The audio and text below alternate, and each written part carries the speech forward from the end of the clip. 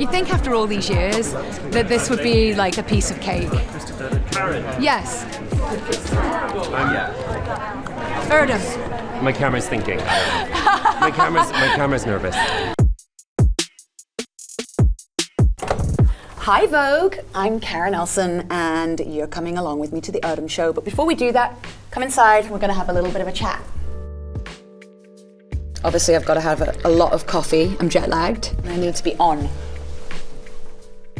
London Fashion Week, for me, obviously I'm British so I might be biased, but it's the height of creativity. I think there's something about British fashion that is always so unique and cutting edge, yet at the same time there is this sort of finery. And it's the first time I've walked in a show in London since this whole COVID nightmare began. So, you know, just to be at London Fashion Week, it's very personal.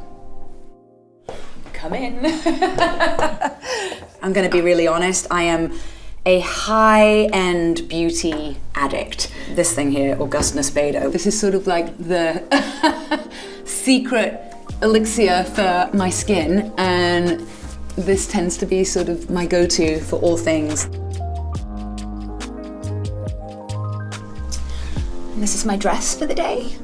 So I was scouted, I want to say I was 14 or 15 years old, in Manchester, and I think there was a little bit of time where people were figuring out, you know, am I too young to leave home? But I was insistent that I was going to try and make it as a model. And I'm going to be honest, the first 2 years, I really didn't have any form of success at all. It really wasn't until I was in New York and I met Steven Meisel that things took off when I did my first Italian Vogue cover. But I was quite polarizing back then. The way I looked, should I say, was polarizing. There was a headline that I was a freak.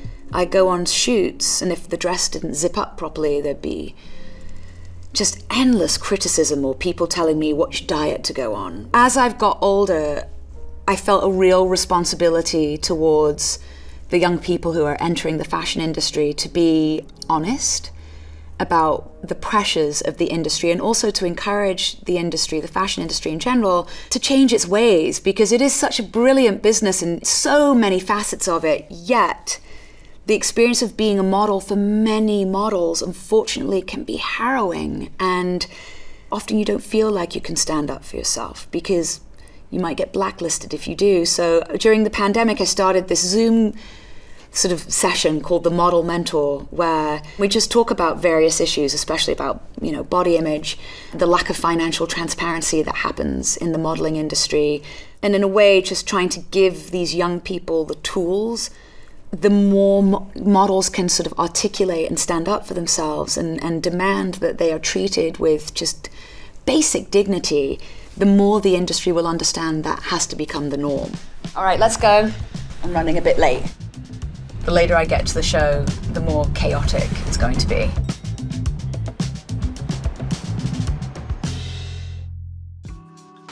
It's the first time that I'm walking in Erdem Show, and Erdem's clothing in general tends to be incredibly feminine and incredibly sort of delicate. And while there's still those elements in there, this definitely, I can tell, is him going in a new direction, which is exciting.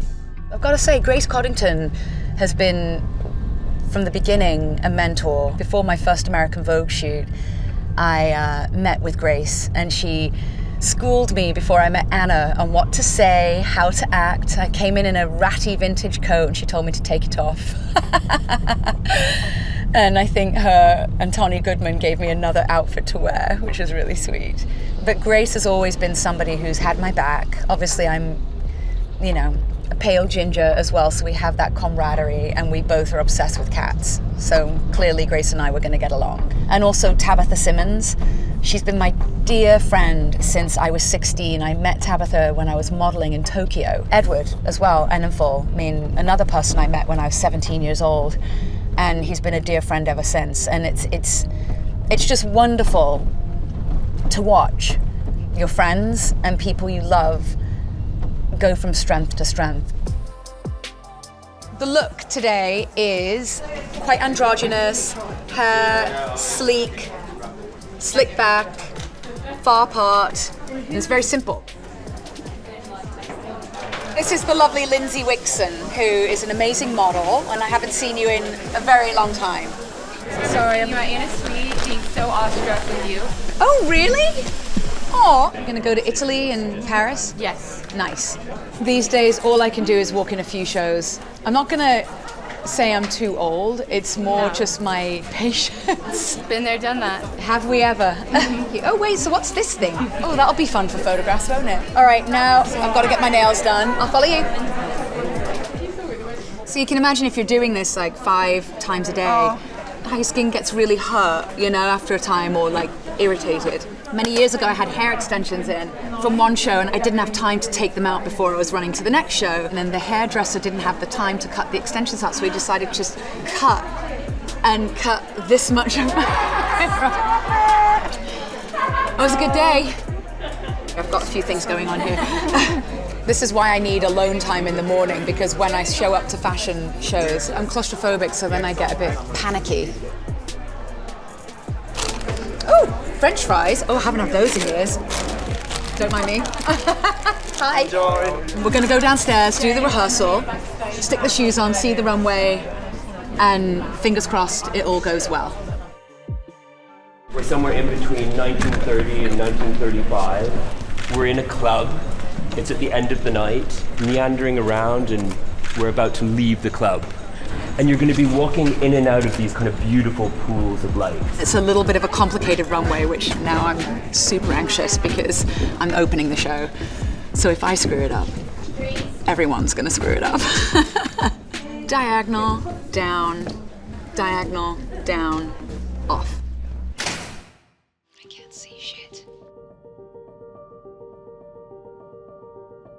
Look how gorgeous it is, the beautiful lighting. We've got an incredible pianist, and that definitely sets the stage for how I am gonna be as a model on the runway. Off. This way? Which way? Got it. This is a very poetic show, and what we're doing is supposed to reflect that. And I think not taking too much away from the clothes, we're a character, you know, an androgynous 1930s very artistic lady, and very confident, but not overly confident where it seems rash and insincere. So this part here is where I get my photograph taken, which is very important because that is the image that stays on Vogue Runway and is the image that captures the look. Right here.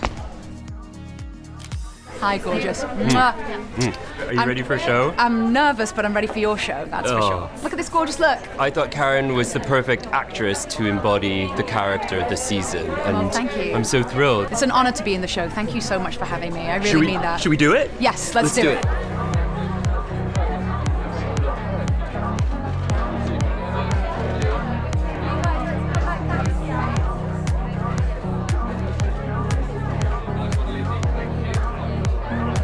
You look great. Thank you.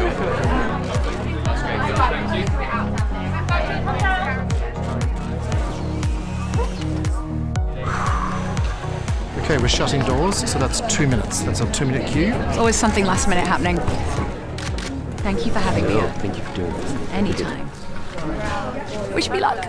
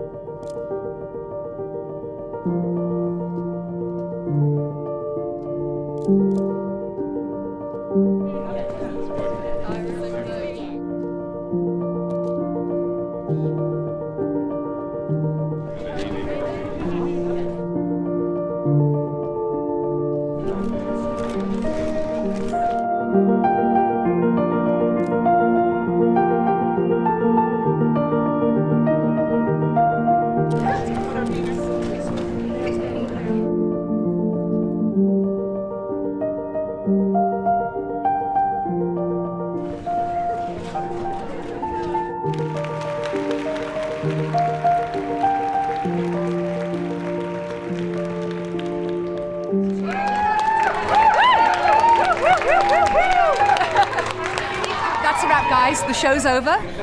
Thank you for following me around all day. Wait, I have to get in this picture. Sorry.